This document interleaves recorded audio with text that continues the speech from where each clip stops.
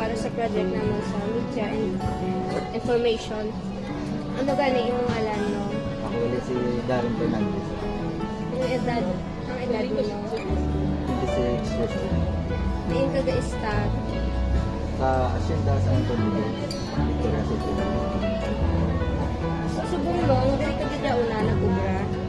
Oo. Pila ka na katuig ga-ubra as a guard no? Mga 6 years na po sa March 2023. Dili sa high school. Ano nga parte sa ubra mo din no, ang nabudlayan kagid? Ang manaway ng kabataan. Dami ka dumol.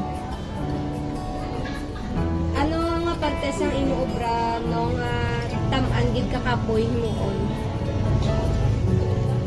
Kapoy ang magyod na gabihan. Kulaw. Ano nga experience ang hindi mo gid malipatan sa high school? Ang hindi ko malipatan na experience dito sa high school, ang makakita ko sa course ko dito sa eskwelahan. Sa diin mo na sa nakita no? Nakita ko na sa room ni Sir Oliver sa una. Dire sa senior high area. Kung gabi mag-duty ka din no, ikaw lang isa ga duty or may upod ka man? Ako lang isa. Ano nga best experience ang namian mo din no, sa ubra ka? Ang best experience ko,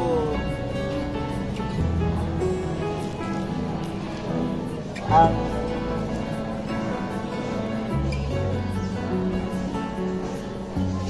nagtamo ang amigo ko. Sulog pa ko na ko. So subong no, nalipay ka man sa ubra mo. Oo, nalipay ko.